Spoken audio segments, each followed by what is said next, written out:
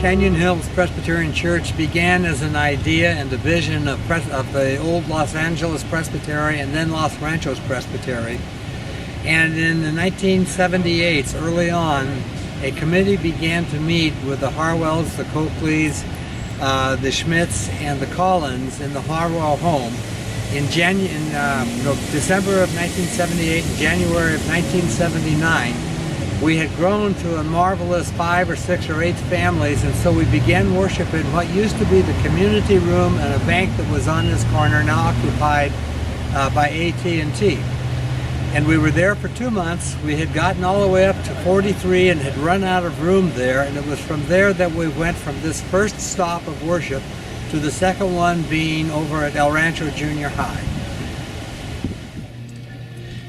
In 1979, probably in January, we began to worship at El Rancho Junior High. However, we were not the first church here. San Antonio was already worshiping here as their facilities were in a process of construction.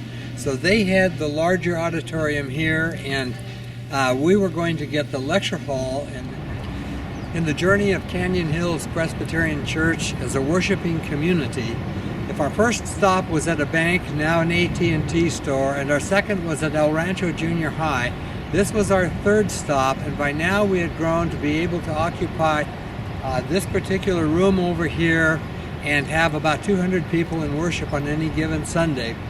We also at this point ended up having to rent 2 or 3 classrooms down along the way for Sunday school, and in addition to that we held our first giant fundraiser, which may seem small today.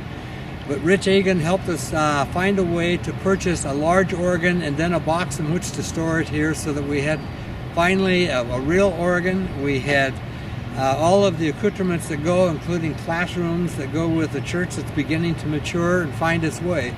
And this is where we also completed the purchase of the site that is now where the church is, and begin to explore how to divide that property between the commercial on the northern end and the worshiping community on the southern end going up Fairmont Road. Fourth stop along the way.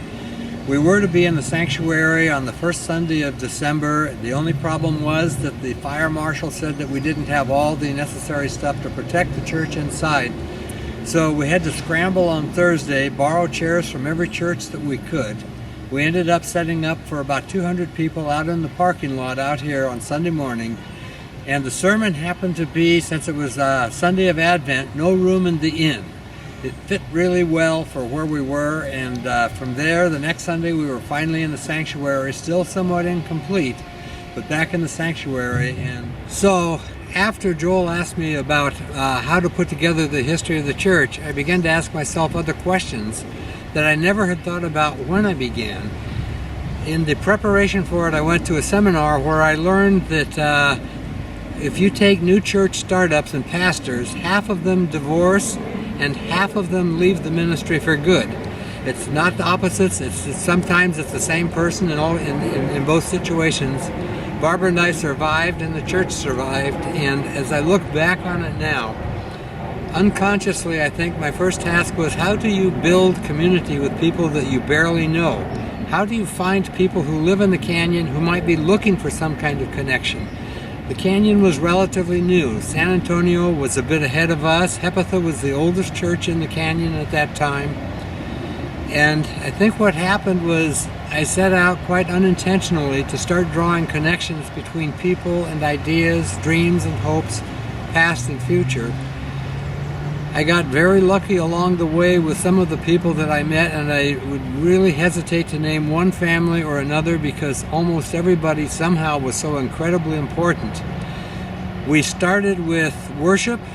From there we went to small fellowship, koinonia groups, and dinner groups. There a lot of us became intimately connected with each other and have become lifelong friends over the course. Along the way, we realized that we had to draw other connections. And so not only did we look at small groups where we would study and share the Bible in between, and dinner groups where we would feast with each other, and baseball teams where we would enjoy the pizza house way too much afterwards. But we also started looking at how we get a junior high and then a senior high fellowship and then a college fellowship.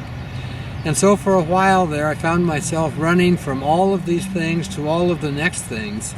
But it was just a matter of people drawing connection with each other, with their faith, with the memories they had, with the dreams that they had, and with understanding that we were really a collection of people that were not the same, but we did have similar longings, and that was to belong to God and to belong to each other. Out of that, I think, is what grew, what became Canyon Hills Presbyterian Church. It's the people, and it's the faith that binds us together. And that's the story. The rest is just decoration.